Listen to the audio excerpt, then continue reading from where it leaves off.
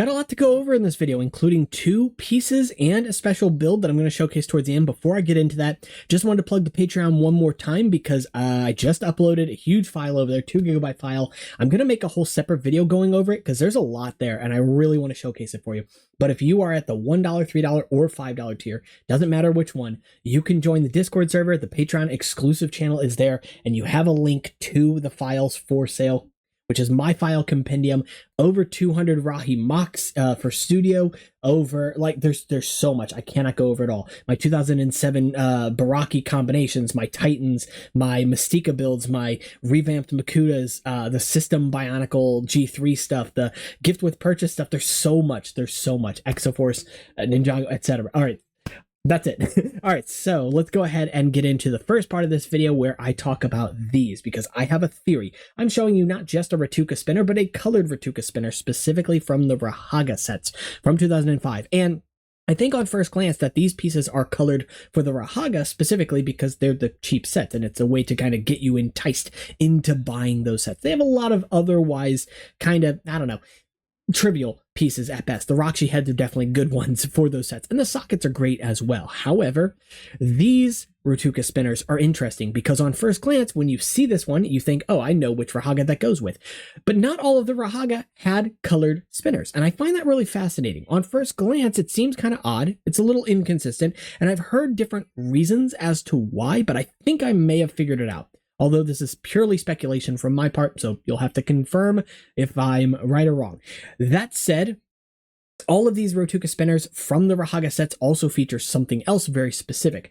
Printing on the side of them. That is a code that was originally meant to be used on the Bionicle website, I believe, to get access to like some different wallpapers and things on the website specifically. But notably here, the color of that print is interesting because it's sort of like a grayish, blackish blue. It's hard to tell on this one specifically, but if you have the Koala set, for example, with the white Rhotuka spinner, which I'm not showing on camera because it's kind of hard to see white on this camera, you'll notice the color very clearly there. And then we look at which Rahaga did not have colored spinners. And we'll notice that it is the Gaki set, the blue Rahaga, and the black Rahaga specifically, Bumanga.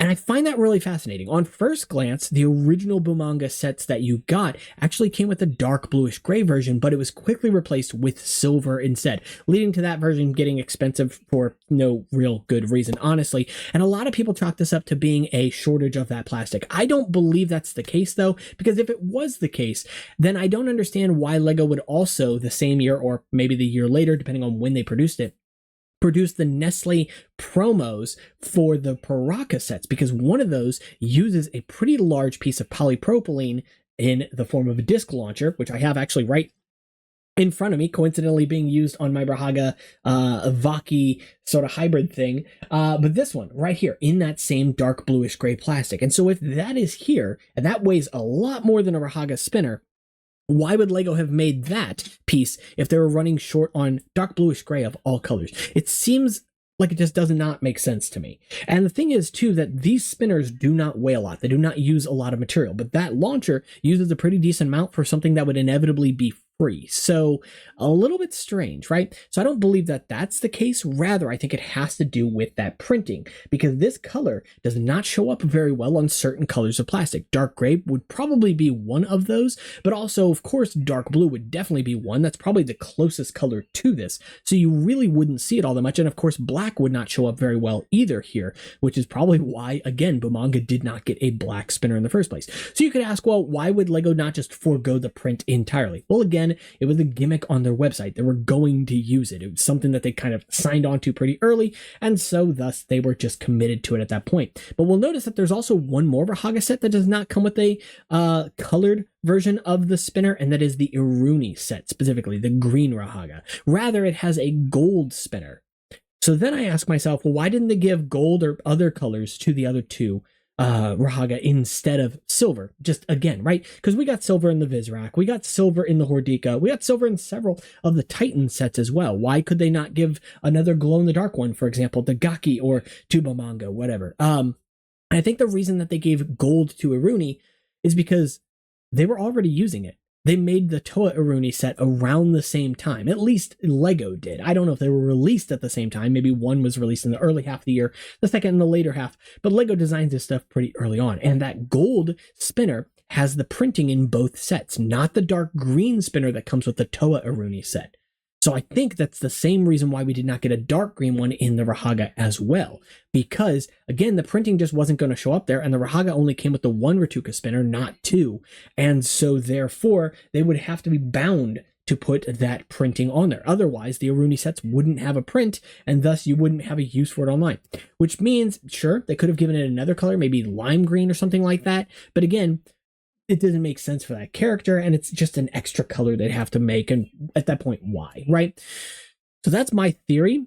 As for if it's true, I have no idea, but it makes the most sense. However, there is one dark color that Lego did produce that does have printing on it, and it's dark red. So why would they use it on that set, which is arguably a very dark color too? And I think the main reason they did was only solely because that is kind of a dark bluish color. The blue is somewhat offset from the red, so although it is very hard to see, you can still see it. It's difficult, but it's not impossible, especially outside in like sunlight, for example. The other piece I wanted to focus on for the latter half of this video, however, and the special thing I want to talk about here in a moment, this one right here, the Visorak body. Since we're focusing on Rhotuka, why not focus on something else that implemented the Rhotuka? On first glance, these feel like pieces that should have been very useful, but they're just not. And I find that fascinating because they are filled to the brim. Every possible place where there could be a connection, there is one. And in nearly all directions, too. The only direction that doesn't have a connection of any type is this plane here, this axis here, right? But you've got several of these different sandwich axle holes, an open sandwich axle hole on the front side here, and then several different like lift arms on the inside as well. It's kind of fascinating to me that we did not see this used in other Technic sets, right? Because yeah, it is a body, and traditionally bodies don't make their way into many Technic sets, but it's not unheard of. The McDonald's Matoran body, for example, shows up in one Technic set in black. The Rakshi body shows up in a Technic set, a really fun Technic set too, in light bluish gray of all things. But this one here, as far as I'm aware, does not appear in any Technic sets at all, only ever being used in Bionicle sets, most of which being the Visorak themselves. So why? I honestly couldn't tell you. This feels like something that Lego would have built a build around, like they would have made a vehicle or something from Lego Technic just for this, to sort of justify its existence. Now, obviously, it works great for the Visorak set, so it makes sense that it exists in the first place. But it's still really fascinating to me because it is just one of those sort of oxymoronic pieces. It's a piece that looks on first glance so simple, and you can use it. Don't get me wrong. I've seen people use this in some fun builds before. I've done it myself a few times. Not recently, though, maybe 10 to 15 years ago, in fact. But still, it is possible. It's just more difficult than it seems. More difficult than it looks on first glance. It's one of those things where you don't judge a book by its cover here. But moving on to the last thing, the special thing for this video, and the whole thing that sort of headlined this video in the first place, got the idea in my head and got it out there. This guy right here, the custom Visorak that I built around this shell.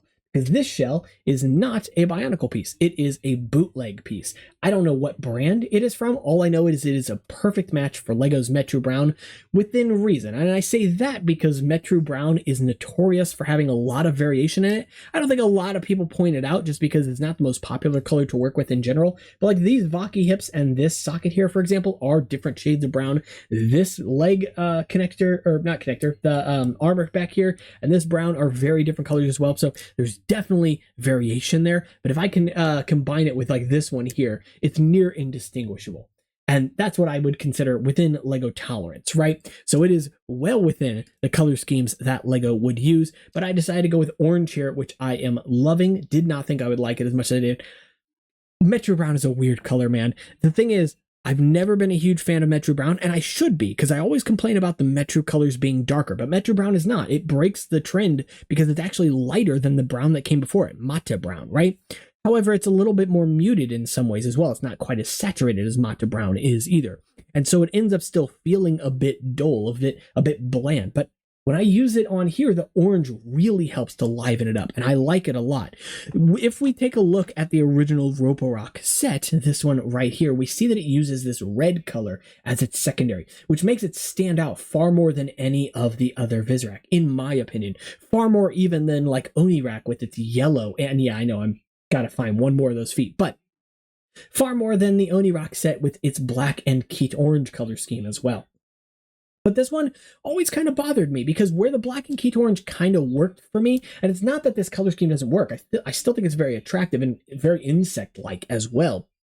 At the same time, it just feels wrong compared to the other Vizrak. There's something about it, like I want to see this with tan or dark tan or something like that, or now orange, because at the very least, the orange to me feels like it's appropriate here. That's the main thing I was not expecting about this. I would rather see maybe the red on the... What is the red Vizrak's name? Is it like Vopor or whatever? Anyway, I don't care. Votarak, maybe that's it? Anyway. So yeah, a very interesting color scheme there, but I do like it. I really implore you to sort of experiment with Metro Brown as a color with other warm tones as well, because it turns out it looks good with a lot of them. Metro Brown looks good with dark red, it looks good with Mata red, it looks good with orange, it looks good with Keat orange. I've not tried it with standard yellow, but I imagine it'd look okay at least with that. And lastly, I don't know if this is going to show up too well on camera either, but I have one Borak limb that's a lighter shade of yellow than any of the others, and I don't know why. All the rest are Keat orange. This is a Lego piece. I don't know. I'll take pictures of it. All right, so that's it for this video. If you enjoyed the video, make sure to leave a like and subscribe. Again, that Patreon link will be down in the description below. Discord link is also down there. You'll need both if you want to, again, download the files, but Discord is free. And Studio is free through Bricklink as well, so you can actually open those files up as well. With that said, Instagram is also down there, and I will see you all in the next one. Take care.